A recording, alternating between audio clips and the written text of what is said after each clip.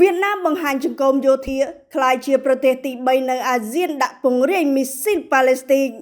Sropel đại Pariaka Sante Sok nơi khung đồng băng Asia Pacific cùng phong tài miền ca Prai Prol yang chap raha. Prote Việt Nam trời ban kia chap aram kan te khlang lang,បន្ទាប់ពីមានការបញ្ជាក់ថាប្រទេសនេះបានដាក់ពង្រាយមីស៊ីលប៉ាឡេស្ទីករយៈចម្ងាយខ្លីនៅក្នុងកងកម្លាំងប្រដាប់អាវុធរបស់ខ្លួនដោយបានធ្វើឲ្យវៀតណាមក្លាយជាប្រទេសទី3នៅក្នុងតំបន់អាស៊ានដែលមានសមត្ថភាពប្រើប្រាស់អាវុធប្រភេទនេះបន្ទាប់ពីមីយ៉ាន់ម៉ានិងឥណ្ឌូនេស៊ី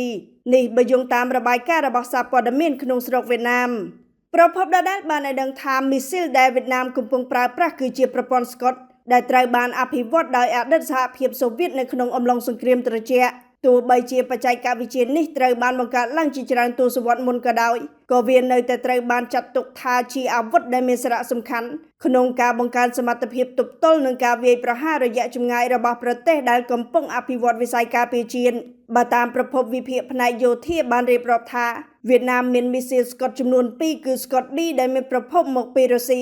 និងស្កុត C ឬវ៉ាសុងស៊ីកដែលត្រូវបានគេជឿថាមានប្រភពមកពីកូរ៉េខាងជើងមីស៊ីលទាំងនេះអាចវាយប្រហារគោលដៅនៅក្នុងរយៈចម្ងាយរាប់រយគីឡូម៉ែត្រដែលធ្វើឲ្យវៀតណាមមានសមត្ថភាពគ្របដណ្ដប់លើតំបន់យុទ្ធសាស្ត្រមួយចំនួននៅជិតព្រំដែននិងដែនសមុទ្ររបស់ខ្លួនផងដែរ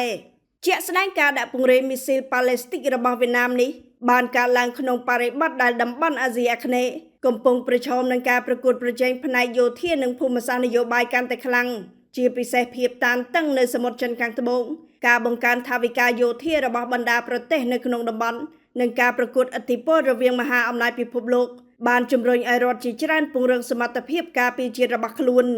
តួយ៉ាងមិនត្រឹមតែវៀតណាមប៉ុណ្ណោះទេសូម្បីតែប្រទេសឥណ្ឌូនេស៊ីក៏បានបង្កើនសមត្ថភាពមីស៊ីលរបស់ខ្លួនផងដែរតាមរយៈប្រព័ន្ធមីស៊ីលខ័ណ្ឌដែលផលិតដោយប្រទេសទូគីប្រព័ន្ធនេះមានសមត្ថភាពបាញ់គោលដៅបានដល់ប្រមាណ280គីឡូម៉ែត្រនិងត្រូវបានគេជឿថាជាផ្នែកមួយនៃយុទ្ធសាស្ត្រពង្រឹងអំណាចការពារជាតិរបស់ទីក្រុងហ្សាកាតា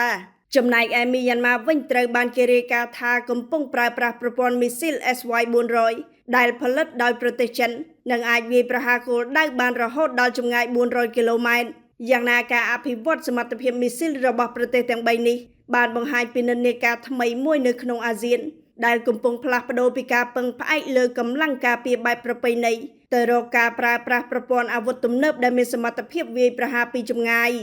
ទោះបីជាយ៉ាងណាអ្នកជំនាញផ្នែកសន្តិសុខបានបញ្ជាក់ថាការកើនឡើងនៃសមត្ថភាពមីស៊ីលនៅក្នុងតំបន់មិនមែនមានន័យថាជាការប្រណាំងប្រជែងផ្នែកអាវុធកំពុងកើនឡើងដោយផ្ទាល់នោះទេប៉ុន្តែវាបានឆ្លុះបញ្ចាំងពីការបារម្ភផ្នែកសន្តិសុខនិងបំណងរបស់ប្រទេសនីមួយៗនៅក្នុងការពង្រឹងសមត្ថភាពទប់ស្កាត់ចំពោះការគំរាមកំហែងដែលអាចកើតមានឡើងនាពេលអនាគតទន្ទឹមគ្នានេះដែរការដាក់ពង្រាយមីស៊ីលប៉ាឡេស្ទីករបស់វៀតណាមក៏ត្រូវបានអ្នកវិភាគមើលឃើញថាតុល្យភាពយោធានៅអាស៊ីអាគ្នេយ៍អាចនឹងបន្តផ្លាស់ប្ដូរខណៈបណ្ដាប្រទេសក្នុងតំបន់កំពុងស្វែងរកវិធីធានាសន្តិសុខជាតិរបស់ខ្លួននៅក្នុងបរិយាកាសភូមិសាស្ត្រនយោបាយដែលកាន់តែមិនប្រកបប្រជា